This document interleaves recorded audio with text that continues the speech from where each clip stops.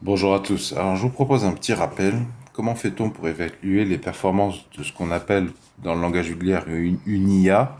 La plupart du temps, ce que vous trouverez comme désigné comme une IA dans les vidéos YouTube ou dans les articles faits par des non-spécialistes, c'est en fait pas une IA, c'est un simple détecteur. Donc, une formule mathématique codée qui permet de reconnaître la classe à laquelle appartient un bout d'information. Alors ça peut vous paraître abstrait. Et bien, par exemple, moi, pendant ma thèse, j'ai fait des détecteurs de cris d'oiseaux, d'insectes, d'amphibiens, de mammifères. Donc on va prendre l'exemple reconnaître, détecter un voisement de Tursiops truncatus. Désolé pour les bruits en arrière-fond. Tursops truncatus, qui est une espèce de dauphin. Ce qui est très important, si le sujet de l'IA et de la détection vous intéresse, c'est qu'il faut comprendre qu'il y a 4 cas de figure. Quand vous allez donner un enregistrement acoustique à votre ordinateur, à votre détecteur, à votre modèle appris, voilà, ça c'est le nom correct, modèle appris de ce que les gens appellent à tort IA, donc ça peut être soit une random forest, une forêt d'arbres aléatoires, une machine à vecteur de support, SVM, un réseau de normes convolutionnelles, etc., etc. Il y a plein de types de classifieurs différents qui vont permettre d'apprendre un modèle. Le cas où le modèle va vous dire que votre enregistrement acoustique contient des voisements de Tursiops trucatus, donc il va dire positif, détection positive. Et il y a les cas où il va dire dans votre enregistrement, ou dans cette seconde-là de cet enregistrement, il n'y a pas de voisement de Tursiops truncatus. Donc il est négatif. Négatif. Donc PN. D'accord? Et il y a un autre paramètre à prendre en compte, c'est que soit il a vrai, il a juste, soit il a faux. Donc vous avez 4 cases qui sont très importantes à comprendre. Quand le détecteur vous a dit qu'il y avait du Tursops truncatus, qu'il est positif, et qu'il a vrai. C'est VP, vrai positif. En anglais, vous trouverez true positive. Ça va faire la copie en anglais parce que vous la trouverez beaucoup dans la littérature scientifique là, et des manuels d'ingénierie scientifique, etc., etc. Mais il y a aussi les cas systématiquement où il se trompe. Donc c'est un cas où il se trompe, il a faux, mais il se trompe d'une certaine manière, à savoir en vous disant que le Tursops est présent alors qu'il ne l'est pas. Donc ça va être faux positif. Donc en anglais, fails positive. Mais il y a une deuxième manière de se tromper. Il peut se tromper votre détecteur en disant que, en étant négatif, c'est-à-dire en disant qu'il n'y a pas de Tursiops truncatus alors qu'il y en a. Donc dans ce cas-là, ça sera un faux négatif. Fails négative. Et il reste un cas de figure où le détecteur vous dit il n'y en a pas et il a raison. Donc c'est un vrai négatif. True négative. Donc vous ne vous laissez pas impressionner par l'aspect austère de ce tableau que vous trouverez de manière récurrente dès que vous vous intéresserez aux gens et aux travaux des gens qui essaient de quantifier les performances d'un détecteur, d'un classifieur, d'une IA. Ne vous laissez donc pas impressionner, puisque je viens juste de vous décrire à quoi ça correspondait. Ces 4 phrases, puisqu'en fait ce tableau c'est un résumé de 4 phrases que je viens de vous énoncer, est indispensable pour évaluer les performances de votre détecteur. Pourquoi ? Pour mesurer les performances, on va utiliser le F-score. Le F-score, c'est la moyenne harmonique entre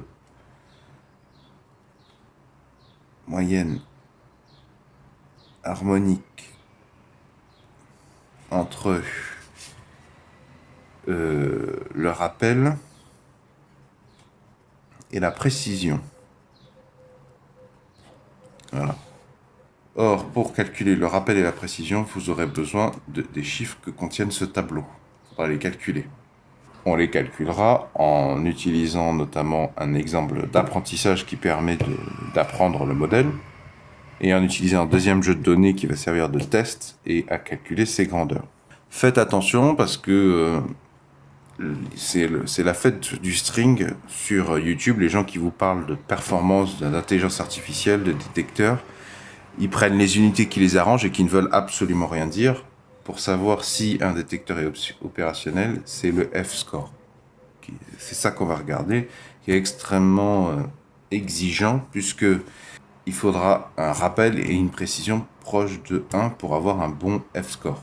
Cette unité, le F-score, sanctionne le moindre déséquilibre ou le moindre rappel ou précision un peu faiblarde. Le rappel, je ne vais pas vous donner les formules pour ne pas vous paraître indigeste, je vais vous l'expliquer vulgairement. Eh bien, imaginez que je vous donne 10 000 enregistrements de Tursubstruncatus. Il est hors de question que je les écoute tous parce que je suis un humain et tous les membres de mon équipe sont des humains. Eh bien, le rappel est bon quand le détecteur va peut-être vous indiquer des fichiers comme contenant des sons de Tursubstruncatus à tort, mais au moins, il ne va exclure aucun des bons fichiers. C'est-à-dire que la quasi-totalité ou la totalité des fichiers qui en vérité contiennent du Tursubstruncatus, il les a détectés. Et il y a la précision, donc c'est un petit peu l'autre côté, le symétrique. Au contraire, imaginez une bonne précision mais un mauvais rappel, ce sera un détecteur qui effectivement quand il vous dit qu'il y a du Tursubstruncatus dans un enregistrement qui vous a isolé, c'est vrai. Dans la majorité des cas, c'est quasiment sûr et certain. Il a sûr et certain qu'il est juste, mais il en a loupé plein. Donc, petite nuance à ce que je viens de dire. En réalité, on s'intéresse au F-score. Ça, c'est le minimum requis pour quantifier les performances d'un détecteur. Mais en pratique, dans l'industrie, par exemple, moi j'ai travaillé dans l'entreprise, dans le département recherche et développement du bureau d'études environnementales Biotop.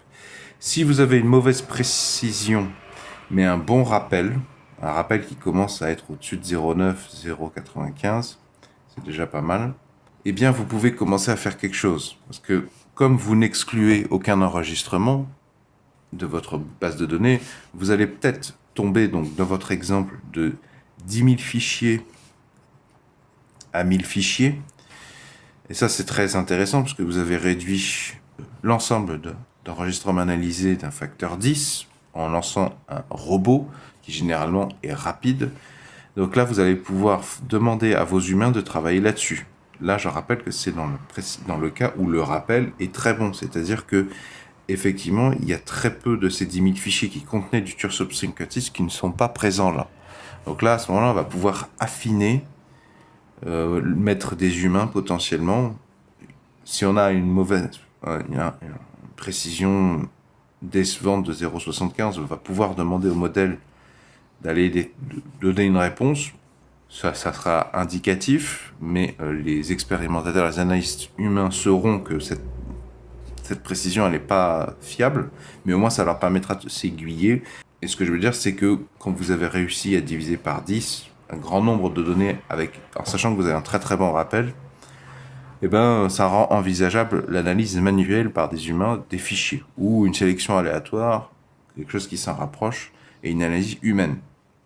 Alors, le problème, peut-être vous en êtes-vous rendu compte, c'est que comment on fait pour calculer le vrai positif, faux positif, vrai négatif, faux négatif, parce que la plupart du temps, votre modèle appris va vous donner, en fait, donc imaginez que vous avez, je sais pas, donc les 10 000 fichiers. Donc pour chaque fichier, on va dire wave, je sais pas comment il s'appelle, on s'en fiche. On va dire vous allez avoir une réponse. Mais cette réponse, ça ne sera pas 0 ou 1 la plupart du temps. Pas à l'origine en tout cas. Ça sera, je sais pas, -2, 7, 0,4. Et là, donc, il faut imaginer 10 000 fichiers, 10 000 lignes. Donc en fait, il faut interpréter les sorties du détecteur, 10 000 lignes. Pour interpréter ces données, déjà vous allez normaliser ces données, j'en parlerai peut-être plus tard. Normaliser ces sorties, ces probabilités de présence en sortie. Je ne vais pas en parler maintenant. Même pour vous la faire coûte, même en normalisant les données correctement, tout ce que vous allez avoir, ce sont des valeurs entre 0 et 1. Donc 0, 0,1, 0,15, 0,8, 0,7, 0,333, 0,0002. Donc il va bien falloir appliquer un seuil au-dessus duquel vous allez considérer que le détecteur dit qu'effectivement c'est un enregistrement sur Substring Catus, et une valeur seuil en dessous de laquelle il considère que non. Alors, je sais pas, par exemple, vous pourriez dire, bah, s'il donne au-dessus de 0,5, c'est 1. Je mettrai 1. Donc vous avez appliqué un seuil. Et donc, réciproquement, en dessous de 0,5, bah, ça sera 0. Donc, on va se servir de ça pour tracer une courbe. Donc là, on part de 0. Vous déterminerez la plupart du temps de manière subjective et partielle, même si vous pourrez le défendre avec des arguments qui se trouvent dans la littérature scientifique, mais c'est quand même subjectif et partiel, vous avez déterminé un seuil. À savoir, ici, qu'on va avoir sur l'axe des abscisses le taux de faux positif, et ici, on va avoir le taux de vrai positif. Ce sont ces deux lignes-là de ce tableau. Vous comprenez pourquoi je vous en ai parlé en amont. Vrai positif, c'est quand le détecteur vous dit qu'il y a du Substring Catus et qu'il se trouve qu'il a raison. Et faux positif, c'est quand il vous dit qu'il y a du Substring Catus et qu'il se trompe. Dans la littérature scientifique, étant donné que cette courbe, c'est la courbe ROC, et que ROC c'est un acronyme anglais, je vous laisserai aller voir sa signification dans la description sous la vidéo. Je vous ai mis la page Wikipédia concernant la courbe ROC. Je vous invite à en prendre connaissance et à la lire une fois que vous aurez vu cette vidéo. Normalement, ça devrait vous être extrêmement facile à comprendre et digeste. Donc là, comme on est sur une dénomination anglaise, vous aurez plus souvent ces couples de lettres là. Donc ici, vous aurez FPR, Fails Positive Rate, taux. Puisqu'en fait, vos faux positifs, vrais positifs ici auront été ramenés par un taux en divisant par le nombre total d'exemples de votre base de données de test. Et ici, vous aurez True Positive Rate, TPR, en anglais. Donc, il faut bien comprendre que les bornes, c'est 1, dans le sens 100%, 100% de faux positifs. Et ici, pareil. Alors, dans le cas où vous avez une IA, un détecteur parfait, quel que soit le seuil, là on a mis 0,5 tout à l'heure, quel que soit le seuil, si votre détecteur est parfait, de toute façon, il aura un taux de vrai positif maximal, c'est-à-dire 1, et un taux de faux positif de 0. Ce qui veut dire que tous les points seront ici. Voilà, ici. Bien évidemment, ça n'arrive jamais. Donc, retour à la réalité, quand vous serez en train d'évaluer, chercher d'évaluer les performances d'un détecteur. Je me permets d'ouvrir une parenthèse. Si vous êtes capable de comprendre et d'appliquer ce que je vous dis là, vous aurez acquis une compétence de niveau fin de thèse de traiteur du signal. C'est extrêmement rare et précieux dans la société française et dans le monde, les gens qui comprennent et qui sont capables d'appliquer ce que je dis. Parce que ce sont des gens qui sont capables de vérifier, de pourfendre un petit peu les promesses des industriels, des bureaux d'études privés, qui vous disent qu'ils ont un détecteur qui marche très bien. Donc nous, on a eu un seuil tout à l'heure de fin de la parenthèse. Donc nous, tout à l'heure, on a mis un seuil à 0,5 pour pouvoir avoir des 1 et des 0, c'est-à-dire du positif et du négatif, qui vont nous permettre de faire ces calculs. Donc ici, on a dit 0,5, ici, ça va nous mettre 0, 0, 0, 1, 1, 0, 0. Voilà. Ça va nous être important, indispensable pour calculer justement notre taux de faux positif et notre taux de vrai positif. Ce qui va nous permettre de mettre un point. Je sais pas, ici. Voilà. On l'a placé grâce aux coordonnées qu'on vient de calculer, grâce au seuil qui a été indispensable. C'est une erreur couramment répandue chez les étudiants. Ils ne voient pas où est le seuil dans les algorithmes de détection qu'ils ont codé, et il y en a au moins un, voire même plusieurs en réalité. Donc soyez modeste, sachez que la plupart du temps, si vous pensez vous énerver, parce qu'on vous dit que vous avez codé un seuil alors que vous pensez non, sachez que la plupart du temps vous avez tort, c'est juste que vous ne le voyez pas encore. Donc ensuite, qu'est-ce qu'on va faire là? Eh bien, on va répéter le calcul à 0,4. On va baisser le seuil, 0,3, 0,2, 0,1. Et on va faire aussi à 0,6, 0,7, 0,8, etc., etc. Ça va vous donner un ensemble de points. Je vous la fais simplifier. Et là, vous voyez commencer à poindre le dessin d'une courbe. Voilà. La plupart du temps, la courbe ROC ressemble à peu près à ça, à ce genre de sigmoïde. Vous devez tracer cette courbe ROC, en plus de calculer le F-score. Le problème du F-score, c'est que vous devrez choisir une valeur de seuil. La courbe ROC est bien plus solide, puisque comme elle prend en compte beaucoup de valeurs de seuil, pour ne pas dire une infinité, à partir du moment où vous tracez une courbe, c'est que vous considérez avoir, vous extrapolez une infinité, la prise en compte d'une infinité de seuils différents, eh bien, vous avoir une vision exhaustive. C'est pour ça que la courbe ROC est indispensable quand on veut évaluer les performances d'un détecteur. Et c'est pour ça que je vous le montre. Quelqu'un qui prétend vous parler des performances d'un détecteur ou d'une IA qui n'est pas foutu de vous pondre une courbe ROC, c'est quelqu'un d'absolument pas sérieux, voire de manipulateur. Alors, comment on se sert de cette courbe pour dire si le classifieur est bon ou pas? Le modèle a pris, l'IA oui. Et bien là, il faut imaginer la diagonale. Cette diagonale représente que, quelle que soit la valeur de votre seuil, les performances sont les mêmes. Ici, c'est vraiment médiocre. Vraiment, ça marche vraiment pas votre truc. Donc, ce qui est important, en fait, c'est l'air. L'air sous la courbe, on voudrait qu'elle se rapproche de l'air idéal, qui est de 1. Puisqu'ici, j'ai 1 et j'ai 1. 1 fois 1, ça fait 1. Donc, l'air le détecteur parfait, c'est de 1. Vous n'y arriverez pas. En tout cas, c'est pas à l'ordre du jour au niveau technologique. Donc, vous, ce que vous chercherez, c'est à étirer votre sigmoïde de manière à ce que elle arrive le plus proche de la limite du haut. Voilà. Et vous pouvez donc mesurer l'air sous la courbe, éventuellement.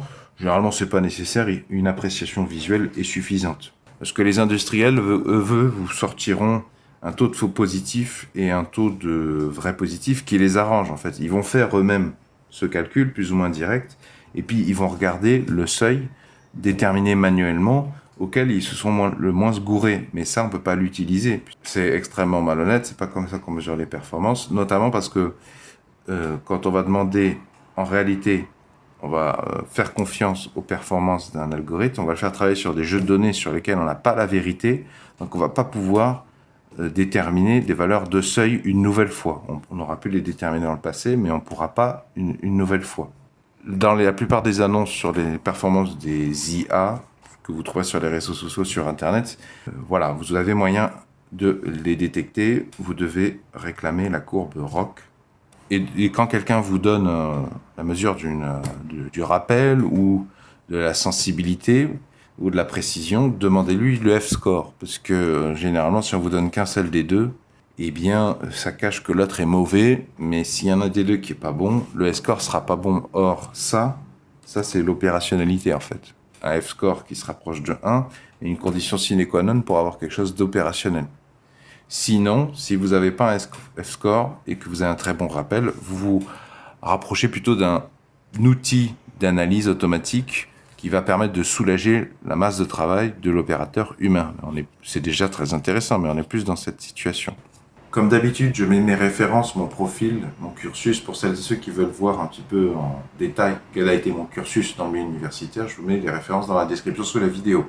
J'espère que ça vous a plu. Si vous êtes étudiant intéressé par l'informatique, le traitement du signal, l'apprentissage machine, l'intelligence artificielle, ça vous concerne particulièrement. Si vous appréciez ma démarche de partage de solutions, pouvez-vous mettre un pouce vers le haut, s'il vous plaît. Pouvez-vous mettre un j'aime. En cas d'erreur, je les stipulerai, si elles ne sont pas trop grosses, dans la description sous la vidéo. Donc je vous invite à en prendre connaissance, puisque les erratums s'y trouveront, les erratums éventuels. Si vous aimez les sujets scientifiques, je vous invite à vous abonner à la présente chaîne YouTube. Vont s'afficher à l'écran justement un rond et un rectangle. Le rond, vous cliquez dessus, ça vous abonne gratuitement à la présente chaîne YouTube. Et le rectangle, si vous cliquez dessus, ça vous amènera vers une précédente vidéo dans laquelle je montrais environ 5 choses dont il est important de prendre connaissance pour les étudiants ou les passionnés d'apprentissage machine, d'intelligence artificielle.